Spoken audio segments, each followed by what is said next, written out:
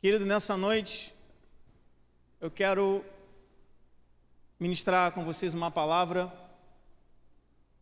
e o título dessa mensagem é A Dor Não Pode Te Parar. A dor não pode te parar. Eu quero começar te lembrando, porque todos que estão aqui já passaram por isso, das crianças que acabaram de sair, a todos os adolescentes, adultos, jovens, mais experientes, todos vocês que estão aqui, todos já passaram por isso. Mas como muitas coisas na vida a gente se esquece. E quando a gente, em toda a nossa vida, tem dois momentos que eu considero muito terríveis para quando a gente experimenta isso, quando a gente passa por isso. O primeiro é quando a gente nasce.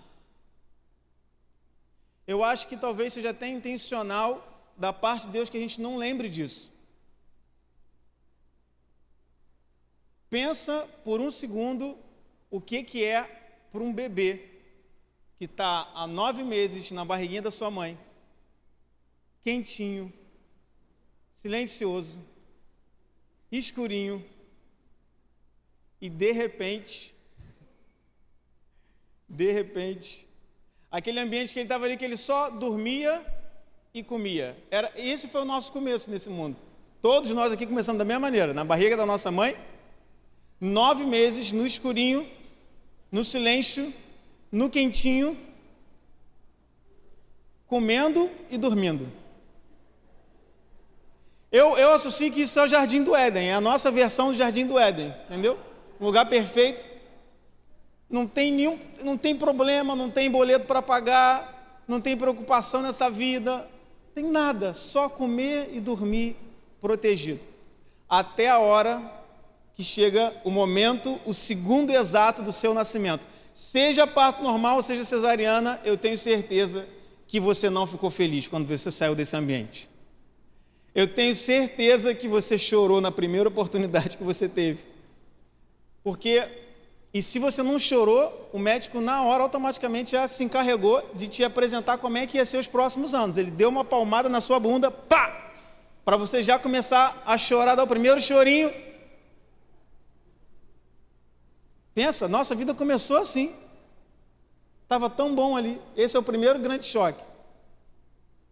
Depois tem um segundo grande choque também, porque aí a criança começa a entender como é que funciona esse mundo. Estava ali no escurinho, sai aquele centro cirúrgico, um monte de canhão de luz ali na direção dele, um barulho de equipamento, barulho do médico falando, tudo é muito novo, tudo é muito estranho. Estava no quentinho da barriga da mãe, sai para aquele ambiente de sala cirúrgica, né? A temperatura sempre baixa, frio, oposto de tudo aquilo que ele encontrava dentro do ventre da sua mãe. Esse é o primeiro choque. Aí você vai se adaptando, você é criança, você começa a descobrir que tem comida mais gostosa, né? Do que só aquilo que você recebia pelo seu cordão umbilical. Você começa a provar um monte de coisa gostosa, você começa a descobrir que tem coisa muito legal aqui, e aí vem um outro segundo, pequeno, mini, mas grande trauma para a nossa infância. Eu lembro que todas as vezes que eu tive que ligar para minha mãe, e eu sempre esquecia dessa data, mas ela estava lá no colégio, na Arca, né?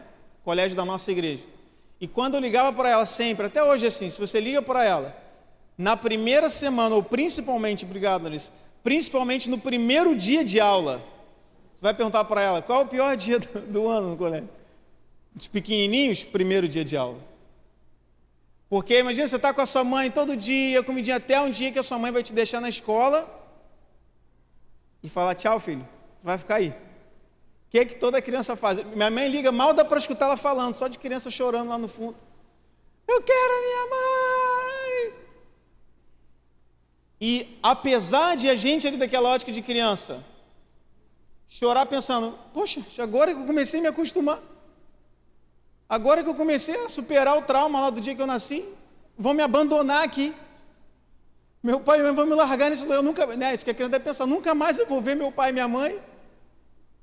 vê um monte de gente estranha, um monte de gente nova, criança que às vezes ela nunca viu, o professor que ela está conhecendo ali pela primeira oportunidade, começa a chorar, ela chora, a gente tem certeza de que a gente está sendo abandonado, de que nosso pai está colocando a gente ali para a gente sofrer. Só que muitas das vezes aquilo que a gente vê como sofrimento e abandono, o nosso pai chama de crescimento e amadurecimento. Muitas das vezes aquilo que nessa vida você vai chamar de sofrimento, abandono, dor, que o teu pai se esqueceu de você, ele só quer que você cresça e amadureça. Porque assim é quando a gente fica no ventre da nossa mãe até a hora que não dá mais para crescer. Tem vezes que a data do parto é antecipada, por quê? Porque a bolsa estoura. Aquela estrutura não comporta mais eu e você. Ia ser bom, né? Se a gente continuasse ali até hoje, ia ser ótimo. Nenhum problema para se preocupar, nenhuma dor. Imagina o tamanho que ia estar a barriga da tua mãe hoje. Ia ser maravilhoso, mas chega um momento que aquela estrutura não permite mais que você cresça. Até ali ela serviu.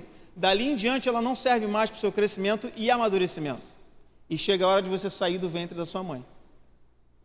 Então, ao longo da nossa vida, vários momentos, isso vai se repetir. A gente não está mais no ventre da nossa mãe, como naquela passagem que Jesus falou que era preciso nascer de novo. Alguém falou, mas mestre, como seria possível alguém voltar para o meio da sua mãe? Jesus estava falando algo no conceito espiritual, aquela pessoa estava pensando que ele estava falando natural.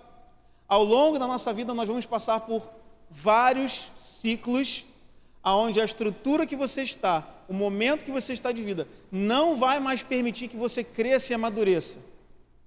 Então a bolsa precisa estourar e você precisa ir para outro ambiente, você precisa ir para uma atmosfera, um lugar que vai te permitir ou vai te obrigar a amadurecer e crescer.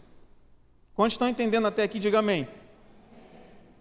Então você pode até ver como sofrimento e abandono, mas Deus chama de amadurecimento. Amadurecimento. Então toda dor tem um propósito. Talvez seja um milagre, talvez seja um processo, talvez seja uma lembrança que você vai carregar por toda a sua vida, mas toda dor tem um propósito e um objetivo. Eu quero ler com você, abra sua Bíblia comigo no livro de João, capítulo 11. Nós vamos ler a partir do versículo 1, João, capítulo 11.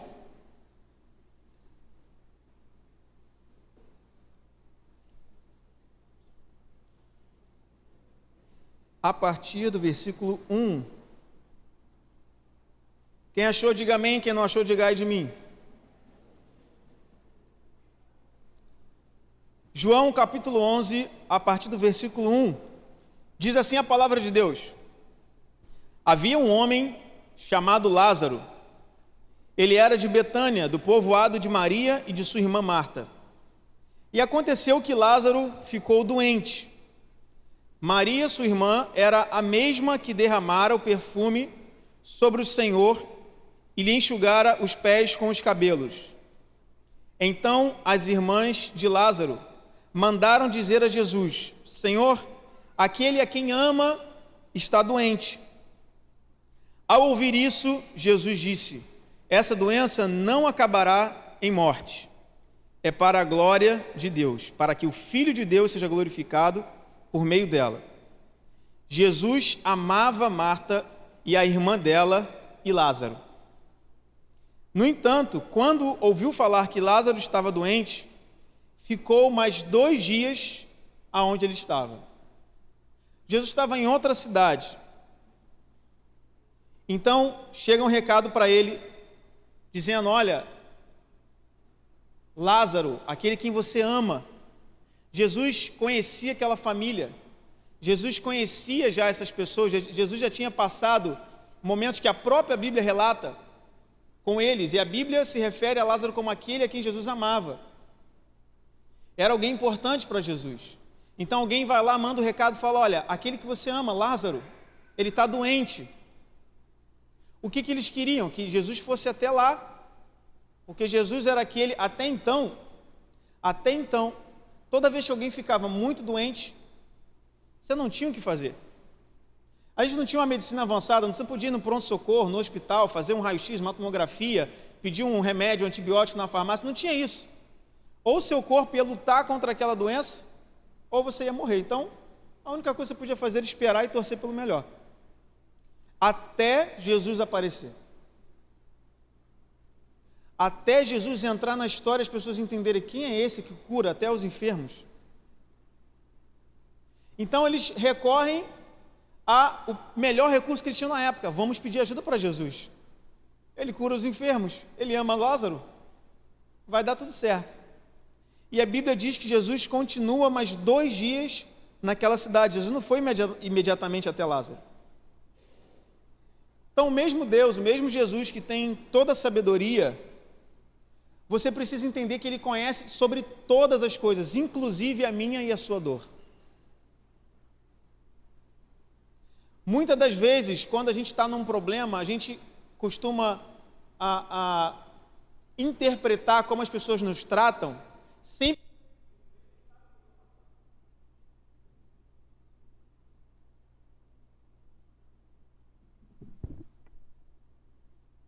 Ele não sabe o que eu estou passando, ele não sabe o que eu estou sentindo. A gente costuma traduzir muitas das vezes esse mesmo pensamento e raciocínio para Deus. Deus não sabe o que é dor. Será que Deus não está vendo isso que eu estou sentindo? Será que Deus não está vendo essa situação que eu estou enfrentando?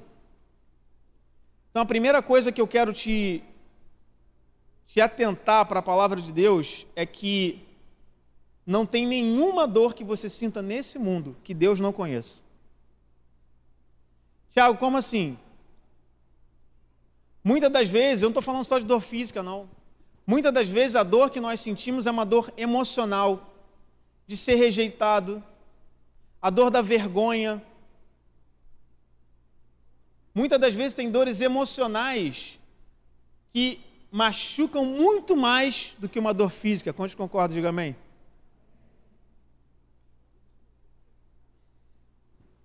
Pare e pense por um segundo o que significou para Jesus, um judeu que seguia todas as tradições da sua época. E naquela época, até mesmo as nossas roupas eram muito diferentes.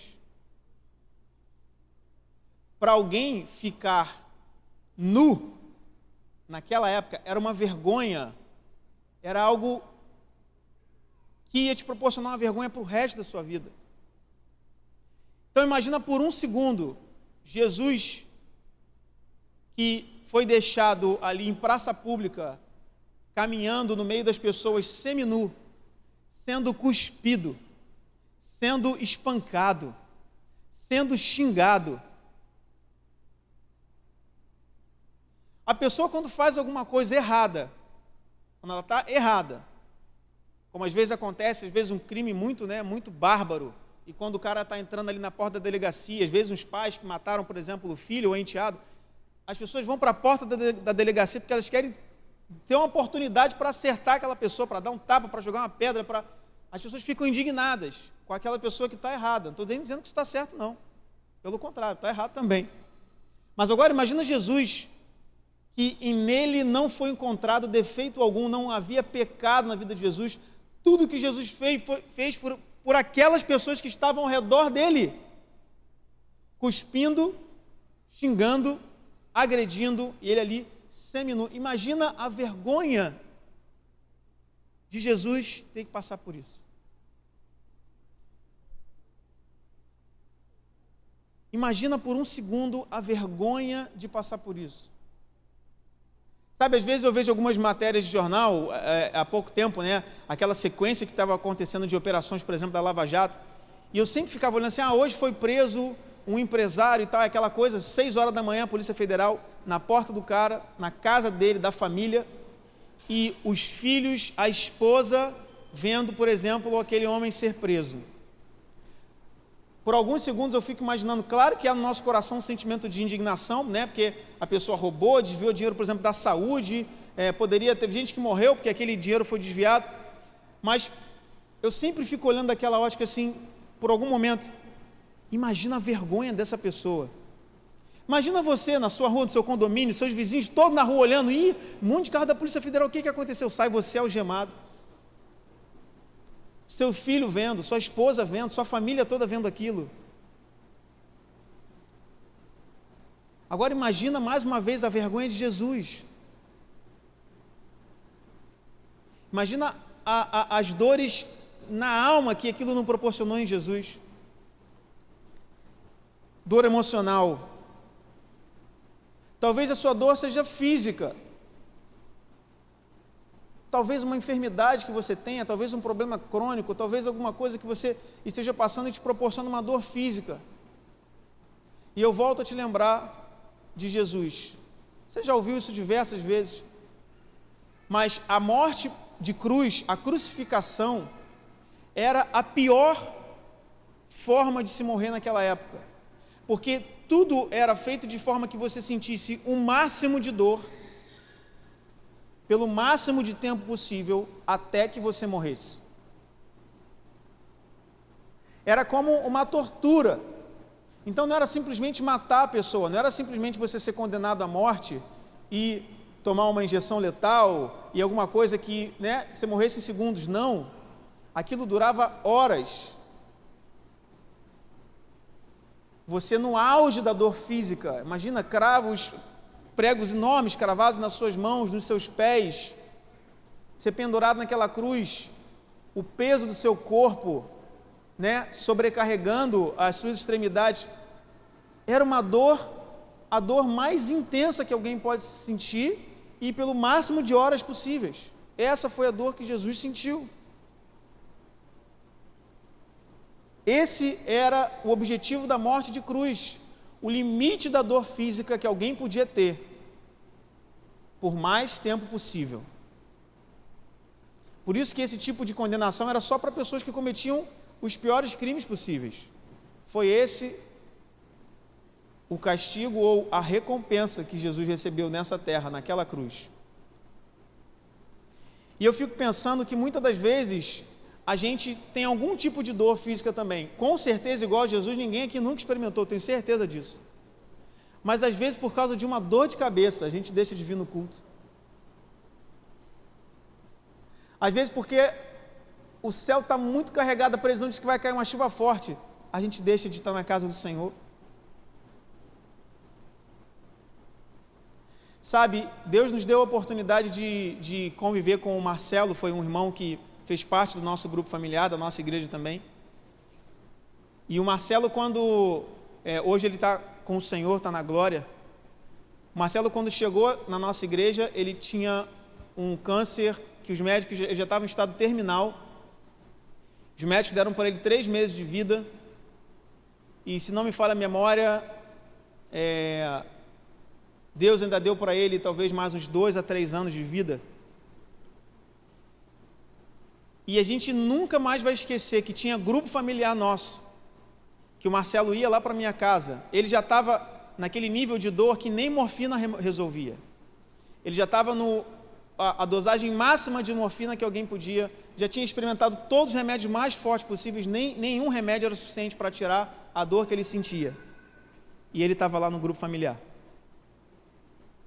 E tinha grupo que ele levantava e ele ficava assim, na minha sala, assim, ó, com a mão aqui, andando para lá e para cá, com uma expressão de quem estava sentindo muita dor. E a gente falava para ele: Marcelo, vai para casa. Ele falou assim: não, dá para aguentar. Tinha vezes aqui no culto que ele estava assim, aqui, ele ia ali para fora, ficava em pé andando ali para não fazer isso dentro do salão. Eu falava: Marcelo, vai para casa, cara, você está com muita dor. Vai para casa. Ele falava: enquanto eu aguentar, Tiago, eu vou ficar aqui, na casa do meu pai. Quantas vezes, por coisa muito menor, a gente menospreza um culto, menospreza o grupo familiar, menospreza o discipulado, qualquer que seja a esfera onde nós nos envolvemos e nos relacionamos com o reino do nosso Pai. Dor física, Jesus sabe muito bem o que era dor física. E Deus também sabe muito bem o que eu presumo que seja a maior dor que alguém possa sentir nessa terra. Quem sabe qual é a maior dor? Talvez para você seja outra, mas qual você acha que é a maior dor que alguém pode sentir nessa terra?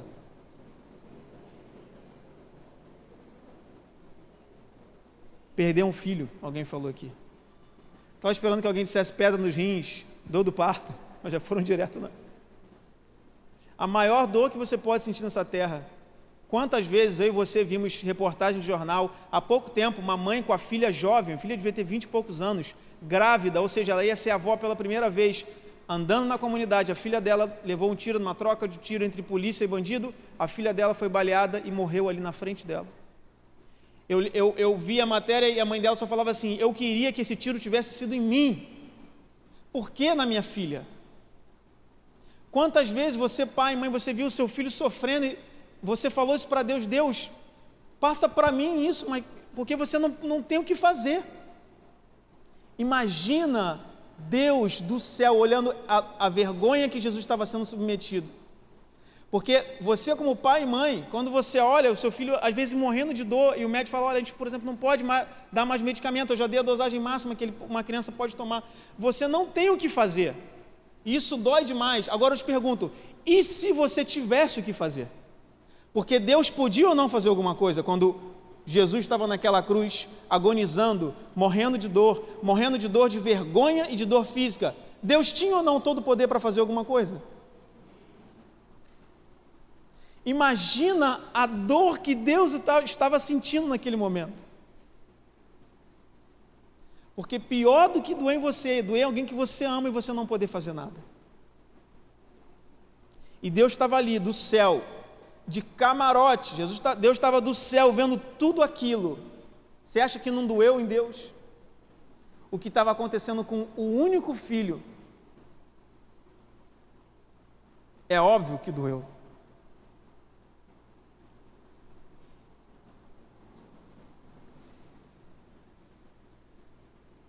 Então, Deus, Jesus, eles conhecem todo tipo de dor. Não importa a dor que você esteja passando, Deus conhece. Ele conhece. Agora, a dor precisa te fazer ir para a direção certa. Lembra que eu falei lá no começo, toda dor tem um propósito. A dor precisa te fazer ir para a direção correta. Quando você tem um problema, quando você tem uma enfermidade, por exemplo, você está doente, você vai a quem? Você recorre ao médico, que é quem pode resolver o seu problema. Então, isso muitas das vezes é um grande erro que muitos de nós cometemos. Nós temos um problema, você tem uma dor, você está passando por uma luta, uma dificuldade, um sofrimento, e você não procura quem pode te ajudar ou quem pode resolver, você procura quem vai te entender. Você procura quem vai falar aquilo que você quer ouvir. Então, isso é mais ou menos como, imagina, duas pessoas que estão muito ruins de grana. Então, sabe, aquele mês que está terrível, o gerente do banco liga, ela já nem atende a ligação, porque ela, meu Deus, não tem nem mais o que falar para ele. A conta já está no negativo, dos dois. Aí você chega e fala, rapaz, esse mês, dia 15 ainda, esse mês está bravo demais. Estou duro que só. Não sei o que aconteceu esse mês, que o dinheiro sumiu, rapaz, da minha conta. Um sem dinheiro, aí o outro sem dinheiro. Rapaz, tu acha que está ruim para você? Para mim está pior ainda. Teu acabou no dia 15, meu acabou no dia 10. Da meu caiu na conta, eu nem vi. Caiu e já foi. O banco já levou tudo. Os dois vão ficar chorando ali a mesma desgraça, a mesma miséria. Ele te entende? Entende, mas ele pode fazer uma coisa por você? Nada. Agora, imagina você duro, sem dinheiro nenhum, conversando com alguém que tem muito dinheiro. Pensa alguém que tem muito dinheiro. Aí você fala, rapaz, esse mês está ruim demais, estou muito duro esse mês. Olha, o dinheiro acabou, aconteceu isso, o chuveiro queimou, o carro quebrou. Aí outra pessoa fala assim, quanto você precisa? Aí você pensa assim, deixa eu fazer uma conta aqui, pô, eu precisava de uns 2.500, mas o bom mesmo é ser 3.000. Aí enquanto você está pensando, ele fala assim, 5.000 tá bom? Aí você fala, deixa Deus te usar aí, meu irmão. Envergonha o inimigo. Percebe a diferença para quem você está recorrendo aos seus problemas? Para quem você corre quando está doendo? O problema é que a nossa tendência é procurar quem vai entender a gente. Ah, não, ó, ele me entende, porque ela está passando pela mesma coisa. Ele sabe o que eu estou passando, ele vai entender. Você não precisa de alguém que entenda o seu problema, você precisa de alguém que resolva o seu problema. Entender não significa que alguém vai resolver. E muitas pessoas ficam paralisadas, ficam travadas ali dentro do útero, a bolsa já estourou, não tem mais o que você fazer ali, mas você fica conversando com gente também que insiste em ficar dentro da bolsa estourada, que não te permite mais crescer. Você precisa de alguém que já saiu, que está do lado de fora e diz assim, eu sei que você está com medo do parto, mas vai ficar tudo bem, eu já passei por isso. Essa é a diferença de você correr para alguém que pode resolver o seu problema do que alguém que só te entende. Então eu quero te dar um exemplo rápido aqui, de uma coisa que muita gente também passa, uma conversa parecida com essa aqui dos dois pobres ferrados conversando, e muitas das vezes passa a vida inteira na mesma situação, não sai do mesmo quadro. Você já deve ter se pego nessa conversa. Você está em algum ambiente aqui com seu irmão, com a sua família, com o pessoal da igreja, comendo. É rodízio de pizza, é churrasco, é feijoada, é macarronada, alguma coisa, sempre tem muita comida, né? Nosso conto sempre tem muita comida. Aí você, fim de semana, geralmente acontece fim de semana, aí você está olhando lá para o botão da sua camisa, que está quase querendo voar, né? A camisa já está estourando ali na sua barriga, você pensa e fala em voz alta, rapaz, eu preciso emagrecer, eu preciso fazer uma dieta, eu preciso fazer alguma coisa. Aí o outro do outro lado também está com o mesmo prato de comida na mão ali, comendo, já está na terceira sobremesa, fala, rapaz, eu também. Já provou esse pudim aqui? Mas não, segunda-feira eu começo. Ei, vou começar também contigo. A maioria nem começa segunda, né? Mas quando começa segunda, começa bem, terça já, mais ou menos, quarta já abandonou tudo de novo. Quantas vezes você não tentou fazer alguma coisa assim? Até pediu ajuda para alguém que te entendia, alguém que estava na mesma situação, e os dois acabaram continuando na mesma situação. Quantas vezes você não passou por isso? Porque você procurou alguém que te entendia, alguém que estava passando pela mesma coisa. Aí eu vou te contar um rápido testemunho aqui, que eu passei recentemente. Eu já estava na academia fazendo musculação há algum tempo, só que o médico falou para mim, olha, você é jovem, você tem que se preocupar de fazer alguma coisa, algum trabalho cardiorrespiratório, você tem que fazer uma corrida, alguma coisa para trabalhar seu cardiorrespiratório. E eu nunca tinha corrido na vida. Só corrido da minha mãe, quando ela tentava me bater, né? Aprontava, ela queria me bater, eu corria. Nessa época eu corria muito. Depois disso eu nunca mais corri. E aí tem um irmão da nossa igreja, quantos conhecem o Caleb? O Caleb, gente, ele pula a corda, ele corre, ele só não voa porque Deus não deixou, né? Que vai ser só na hora certa que Deus vai revelar que ele é um anjo, mas Caleb, de um tempo para cá, virou a nossa referência de atleta. Eu falei, Caleb, um dia eu mandei mensagem para ele, eu quero correr contigo. Ele falou, tu vai nada, rapaz. Tu vai nada. Eu falei, eu vou, cara. Ih, vai nada. Falei, que dia que você vai correr? Vou dia tal. Falei, então tá bom. Ele falou, já sei que tu não vai, mas tudo bem. Vamos fingir que eu acredito. Ele falou para mim. Eu cumpri a palavra. Eu fui lá com ele. Só que a gente ia correr segunda-feira. Aí eu pensei assim, caramba, o Caleb posta na internet que ele está correndo 10 km, 12 km. Um desse ele correu 21 km. Eu falei, eu nunca corri. Eu não posso fazer vergonha. Aí no sábado, na minha cabeça, no sábado eu falei, eu vou correr um pouco aqui na academia para não fazer tão feio com o Caleb, né? Aí fui lá para a esteira, comecei a correr, determinado a dar o meu melhor. Comecei a correr. 1 quilômetro, eu já estava assim, acho que eu vou aguentar mais não. 1 quilômetro. Rapaz, esse negócio é muito difícil. Eu falei, não, mas eu vou vir aqui até o máximo que eu aguento. 1,5 km eu desliguei a esteira. 1,5 km eu parei ali, eu achei que eu ia morrer naquela hora ali. Falei, gente, como é que o Caleb consegue correr 10 km? Não é possível, meu coração eu sentia a pulsação aqui na minha cabeça, assim, ó, tum, tum, tum, tum, tum.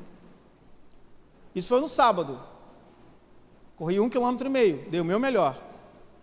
Sozinho. Segunda-feira, botei o tênis, botei a roupa para correr e encontrei o Caleb. vamos correr, Caleb. Tal. Comecei a preparar ele, falei, Caleb, no sábado eu já dei uma aquecida, uma treinada para a gente poder, né, para poder chegar perto do seu nível. Ele falou, quanto você correu? Eu falei, não, vamos começar a correr aqui, deixa isso para lá. Não vivo pelo que eu vejo, eu vivo pelo que eu creio, vamos correr. A gente começou a correr. E quem já correu em esteira na rua, tá ali, ó, meu irmão que eu vejo lá na academia também, sabe que não deixa mentir, ó, ele também está sempre lá correndo, mais do que eu, com certeza. Quem corre na esteira na rua sabe que na rua é muito mais difícil, certo? Eu corri 1,5 na esteira. Caleb corria 10 na rua.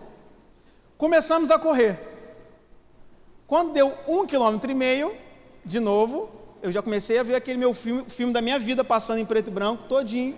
Você vai morrer, para que você vai morrer. O corpo começou a falar, você não aguenta mais, para, você é louco. Você tem a vida toda pela frente, tem um futuro brilhante, não faz isso com você. Isso era o que o corpo estava falando para mim. Só que o Caleb, pensa alguém que corre 10 km está correndo 1,5. Para ele não tinha nem aquecido ainda. Ele falava assim para mim, que ele via na minha respiração que eu estava morrendo. Mas ele não perguntou se eu estava morrendo, ele só falava assim, aguenta mais 500 metros? Eu falei, 500 metros eu aguento, pô. 500 metros, tá bom, vamos até 2.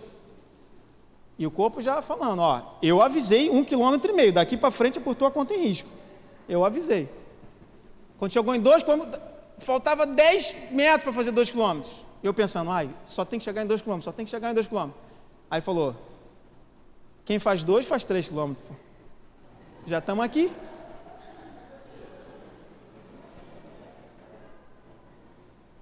Nessa hora o meu corpo já nem falava, eu só fazia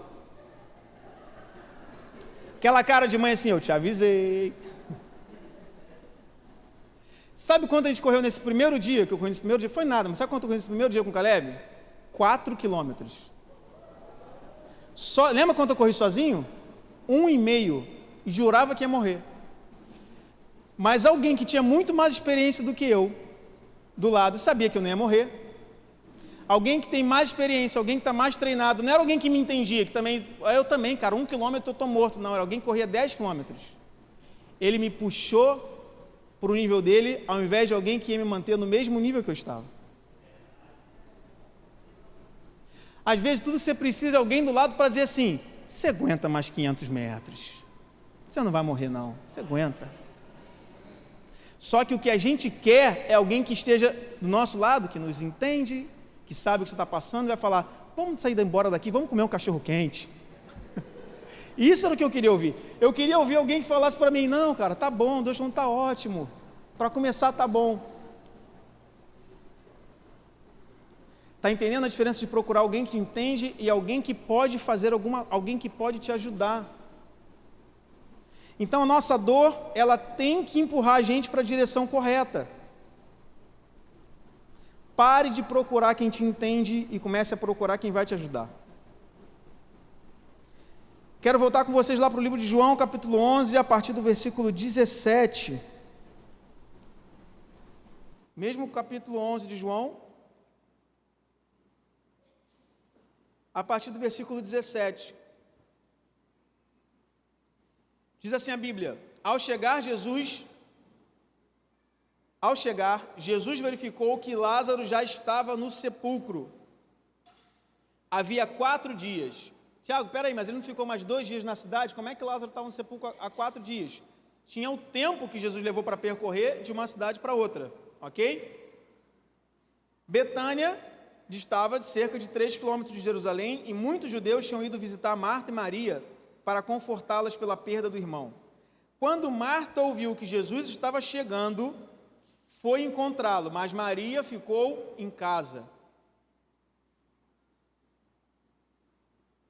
Uma pessoa escolheu ficar com quem entendia ela e entendia o que ela estava passando. Todo mundo ali ao redor dela, confortando, consolando, falando, é uma perda terrível para todos nós. A outra soube que Jesus estava chegando e falou, eu vou atrás de quem pode fazer alguma coisa por essa situação.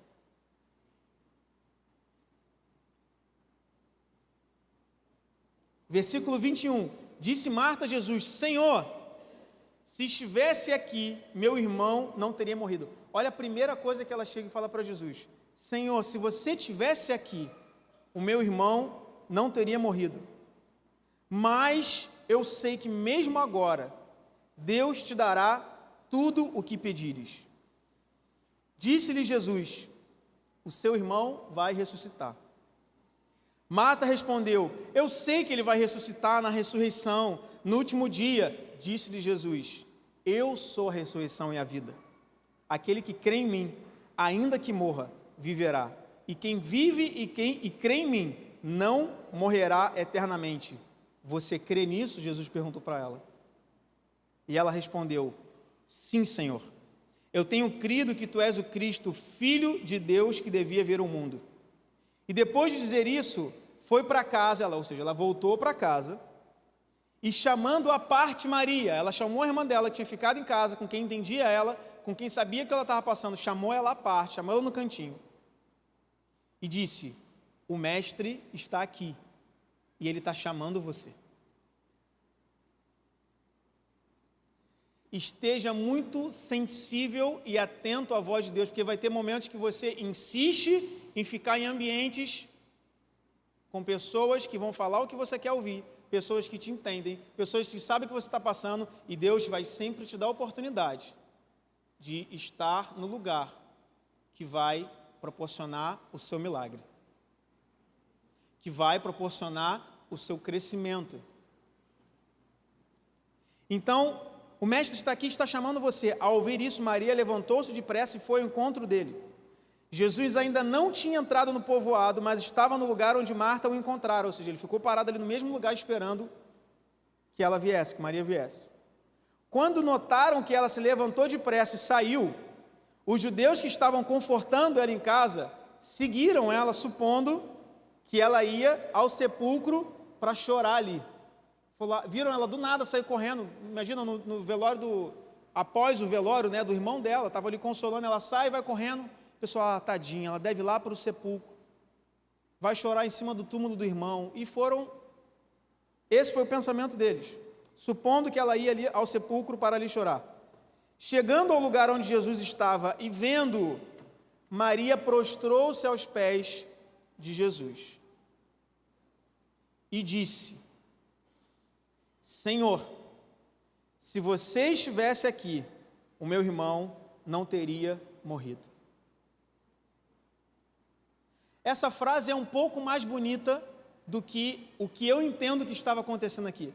Porque o que Maria estava dizendo para Jesus, apesar de ter começado com a mesma frase, Marta começa com a mesma frase, ela disse: porém, mestre, eu sei que se o Senhor quiser tudo o que pedires, o Pai o fará. Maria não, ela chorando aos pés de Jesus, diz: se o Senhor estivesse aqui, o meu irmão não teria morrido. Ao ver chorando Maria e os judeus que acompanhavam, Jesus agitou-se no espírito e perturbou-se. Esse trecho é importante para te compartilhar a minha visão desse momento.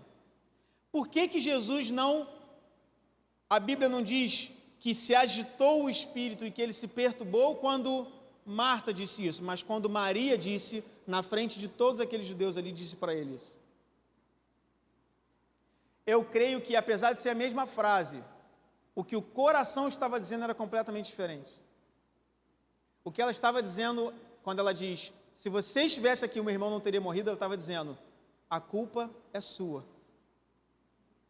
A gente mandou um recado para você, que meu irmão estava doente, aquele a quem você ama, 2 dias antes dele morrer, nós mandamos um recado. Por que você não veio? Entende que na primeira vez a Bíblia não diz que se agitou o espírito, ele ficou, perturbou-se, a Bíblia diz nessa versão aqui, NVI. Eu fico imaginando ela aos pés: Senhor, alguém que ainda estava chorando a morte do seu irmão, você acha que ela falou isso baixinho, sussurrando? Ou alguém que acabou de perder o seu irmão e está indignada com isso, estaria talvez gritando e chorando? Se você estivesse aqui, o meu irmão não teria morrido.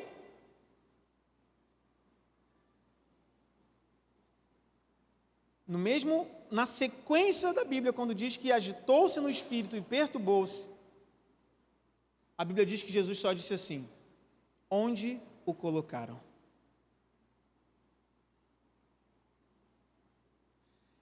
Maria devia estar falando isso para todo mundo que estava naquela casa, porque se Jesus tivesse vindo, meu irmão não teria morrido, e todo mundo, mas de repente ele estava ocupado, Maria, Jesus tem uma agenda cheia, olha, às vezes é assim, tem gente que, às vezes a gente acha que pode contar, mas nem sempre pode contar. Estavam consolando ela, por dias consolando ela. Ela falou uma vez para Jesus: se você estivesse aqui, o meu irmão não teria morrido. E Jesus disse para ela assim: onde colocaram o seu irmão? Jesus não ficou se explicando, mas Maria, é que eu estava... Jesus foi direto para quem pode resolver o problema. Onde colocaram o seu irmão? Perguntou ele. Vem e vê, Senhor. Responderam eles. Eles, não foi Maria que respondeu. Jesus chorou. E então os judeus disseram: vejam como ele o amava. Mas alguns deles disseram: ele que abriu os olhos do cego não poderia ter impedido que esse homem morresse? E aí Jesus, outra vez, profundamente comovido, foi até o sepulcro. Era uma gruta com uma pedra colocada à entrada. Eles acharam assim: ele quer só se despedir do amigo dele que morreu. E Jesus disse: tirem a pedra. Então Marta, irmã do morto, disse: Senhor, ele já cheira mal, pois faz 4 dias. Disse-lhe Jesus: eu não falei que se você cresce, você veria a glória de Deus? Então tiraram a pedra. Jesus olhou para cima e disse: Pai, eu te agradeço porque me ouviste. E eu sei que sempre me ouves. Mas ele disse isso por causa do povo que está aqui, para que creia que tu me enviaste. Depois de dizer isso, Jesus bradou em alta voz: Lázaro, vem para fora. O morto saiu, com as mãos e os pés envolvidos em faixas de linho, e o rosto envolto num pano. E disse-lhe Jesus: tirem as faixas dele e deixem-no ir. 1 segundo na presença de quem pode resolver o seu problema, e toda a história tomou um curso diferente. Aquelas mulheres, Marta e Maria, a oração delas era para que o irmão enfermo fosse curado. O que elas queriam era que o enfermo fosse curado. O que o céu queria era ressuscitar um morto.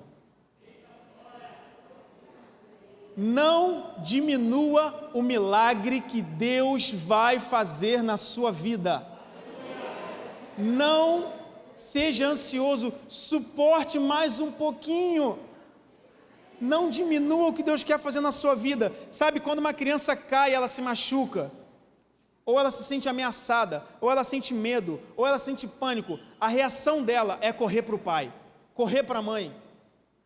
Quantas vezes eu passei por isso com meus sobrinhos e tal, cai um tombo, você é a pessoa mais próxima, ela levanta o olho dela, ela não quer saber se está aqui com o braço estendido, vem aqui com o titi, ela quer a mãe ou o pai. Ninguém vai resolver para ela aquele momento se não for o pai ou a mãe. Isso a gente aprende desde criança. Por que ainda hoje, quando você cai, quando você se machuca, quando está doendo, quando você sente medo, por que você está correndo para o braço de outras pessoas? Toda dor deve te fazer correr para Deus. Sabe, onde Jesus passava, todo mundo se apertava, se exprimia para estar perto dele. Por quê? Porque ele era o que tornava o impossível possível. Era por isso que todo mundo queria estar perto de Jesus, porque tudo aquilo que era impossível perto dele se tornava possível. Então talvez você esteja dizendo, sabe, eu não aguento mais, dizendo para Deus: Senhor, eu não aguento mais, Senhor, eu não aguento mais essa situação.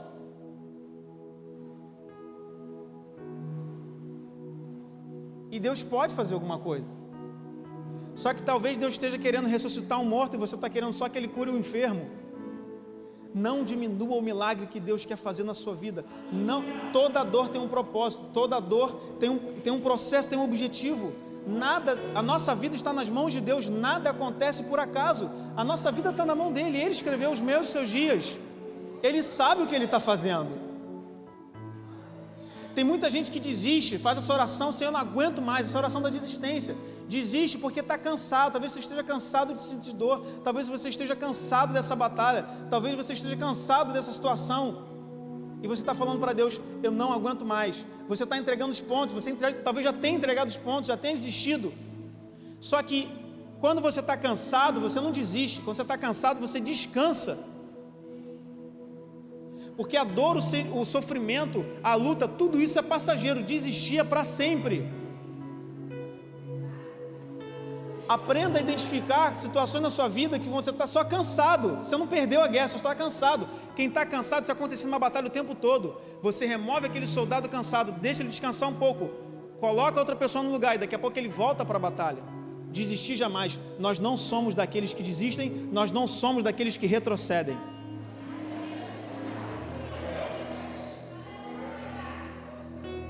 Então Jesus lá no Calvário, quero concluir essa mensagem com você. Jesus lá no Calvário, Jesus fez a mesma oração que eu e você muitas das vezes fizemos. Jesus declarou a mesma coisa que Maria teve na conversa com ele no caso de Lázaro. Jesus diz, no auge da dor, no auge da vergonha, no auge do cansaço físico, Jesus começa a ensaiar essa oração. Pai, Jesus sabia tudo isso que ele ia enfrentar, ele faz essa oração. Pai, se possível for, passa de mim esse cálice. Contudo, a nossa oração muitas das vezes começa igual, mas ela termina diferente.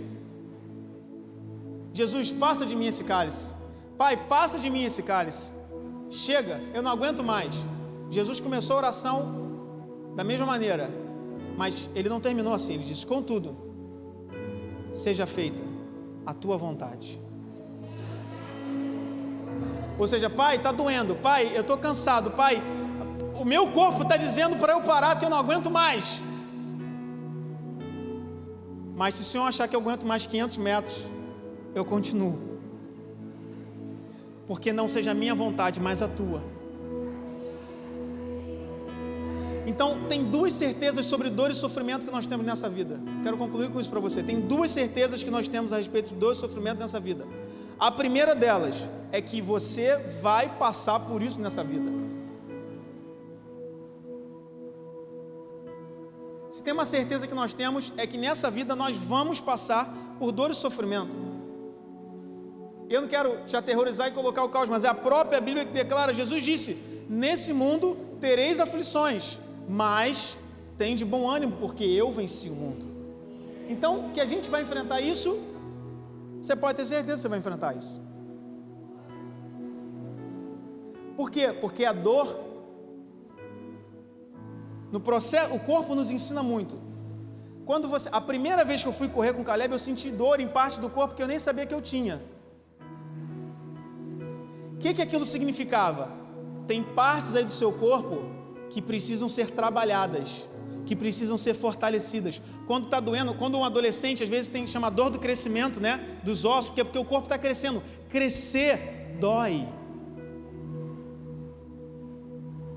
Crescer dói. Então a dor significa só que tem alguma área aí na sua vida, algum pedacinho seu que precisa ser fortalecido, que precisa ser trabalhado, que precisa ser amadurecido. A segunda certeza que nós temos a respeito do sofrimento e dor é que todo sofrimento e dor tem dia e hora para terminar. Porque em Apocalipse 21, capítulo 21, versículo 4 diz: Ele enxugará dos teus olhos toda lágrima, não haverá mais morte, nem choro, nem dor. Toda dor e sofrimento tem dia e hora para acabar. O teu Deus, o nosso Deus, Ele enxugará do seu olho toda lágrima, toda dor, todo sofrimento. Toda dor tem um propósito e Deus sabe do que eu e você somos capazes. Ele criou você, Ele sabe do que você é capaz. Não deixe a dor te parar. Não deixe a dor te parar. Deus conhece tua estrutura, sabe o que está fazendo. Não pare. Se coloque de pé no seu lugar.